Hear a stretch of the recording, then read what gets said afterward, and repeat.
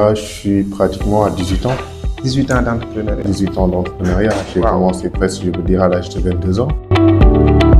J'ai commencé vraiment à l'étranger. J'ai fait pratiquement tous les pays d'Afrique francophone. J'ai implanté d'autres entreprises. Je ne suis pas seulement aussi au Sénégal. J'ai une entreprise à Strasbourg. J'ai une autre entreprise aussi, ou bien des partenariats plutôt que j'ai développé au niveau de l'Afrique centrale. Vraiment, je suis en train aussi de voir d'autres horizons. Là, je suis en train de voir avec Dubaï où il y a beaucoup d'opportunités. C'est un peu ça. L'éducation, d'habitude, je dis, je n'ai pas choisi l'éducation, mais plutôt que l'éducation m'a choisi. Étant ingénieur en finance, avec un master 2 en ingénierie financière, je peux dire que j'ai grandi dans une université comme par accident, où j'avais commencé à faire de l'orientation, puis chargé de développement au niveau de IHE en Tunisie. Voilà, c'est quelque chose qui me suit depuis l'âge de 22 ans. IHE fait partie d'un groupe qui existe depuis pratiquement 1998. C'est un groupe qui est né en Tunisie. Je peux dire qu'il est numéro 1 en Tunisie parce qu'on est situé dans les 3 grandes villes, à savoir Tunis, Sousse et Sfax. Et je pense que c'est le premier groupe qui est né en Afrique qui a pu s'étendre en Europe. Parce qu'on s'est implanté en France, puis à Bruxelles, avant de s'implanter en Asie.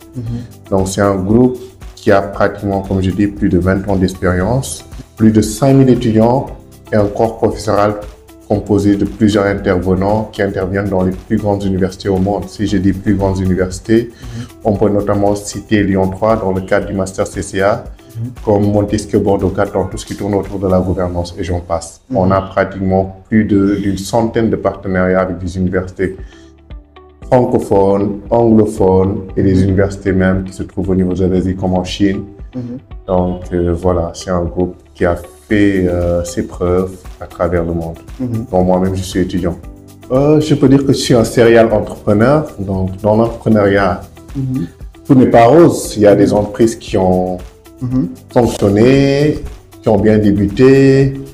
Et moi, par nature, j'aime pas fermer les choses. Je préfère même réinvestir parce que comme vous dites chez vous que l'entrepreneuriat, entreprendre, c'est s'aventurer dans l'inconnu. Là, je viens de le dire chez vous. Donc, c'est vrai que c'est s'aventurer dans l'inconnu, mais il faut y rester. S'aventurer, c'est une chose, mais y rester, c'est autre chose. Parce que malheureusement, en Afrique, particulièrement, je vais dire, au Sénégal aussi, les entrepreneurs sont confrontés à beaucoup de problèmes. C'est-à-dire, ils n'ont pas accès au crédit, ils n'ont pas accès à des accompagnements. Et puis, je dirais que le gouvernement gagnerait plus à accompagner des jeunes entrepreneurs.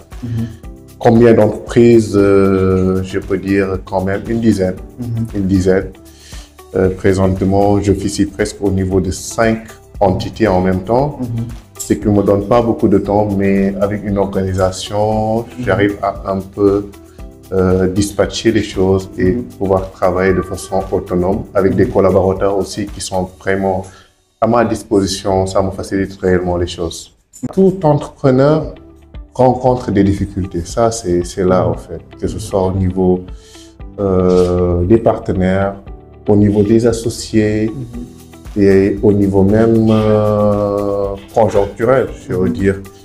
Aujourd'hui, il y a beaucoup de jeunes qui commencent des entreprises mais ne sont pas accompagnés. Je ne parle même pas d'accompagnement, mais au moins, ils devraient avoir de l'exonération au niveau de ces entreprises-là. Au minimum, moi, je dis, il y a des modèles économiques qui poussent un peu les jeunes à entreprendre parce que entreprendre, c'est un peu résorber le taux de chômage parce qu'on entreprend, on emploie, on embauche. Le mindset, c'est plutôt, c'est associer tout le monde. Hein? Parce que quand une personne se sent impliquée dans une chose, il est beaucoup plus apte à travailler. C'est impliquer tout le monde et faire confiance, bien que ce soit pas facile. Mais quand on ne fait pas confiance à une personne, il vaut mieux ne pas être avec elle. Il faut faire confiance aux gens. Parce que comme je dis, hein, dans toutes les success stories que vous voyez au monde, il y a eu des phases vraiment difficile. Hein. On peut citer l'exemple d'Elon Musk avec Tesla. On peut citer l'exemple de KFC avec le colonel qui, pratiquement, c'est à l'âge de 60 ans qu'il a eu à presque entreprendre. On peut citer Alibaba avec Jack Ma qui, si vous racontez son histoire, il a été chassé partout avant d'entreprendre. Il a déposé à KFC, on a pris tout le monde sauf lui. Il a fait des concours, on a pris tout le monde sauf lui. Et c'est en ce moment qu'il a décidé d'entreprendre. L'entrepreneuriat peut être vu sur plusieurs angles, hein, parce que tout dépend de la taille du projet et pourquoi on va entreprendre.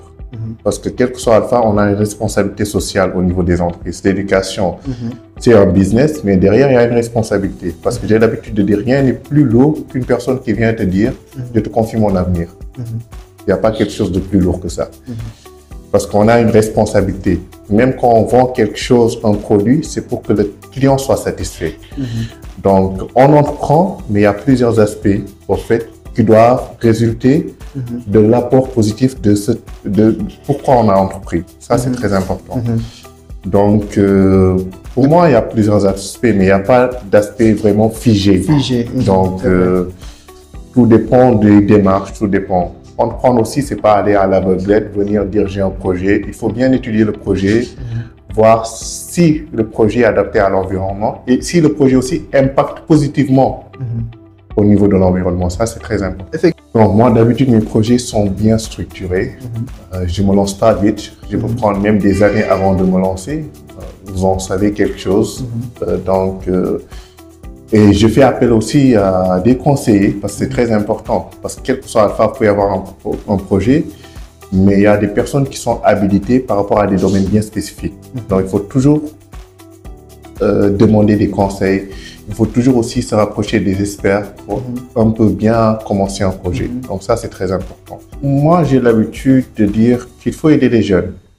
Quand on parle d'entrepreneuriat, ça commence déjà par la formation. Il faut aller un peu plus bas. Déjà, on a un réel souci au niveau de la formation. On a une crise universitaire, ça tout le monde le sait. Même si on ne veut pas en parler tout haut, on sait qu'il y a une crise universitaire.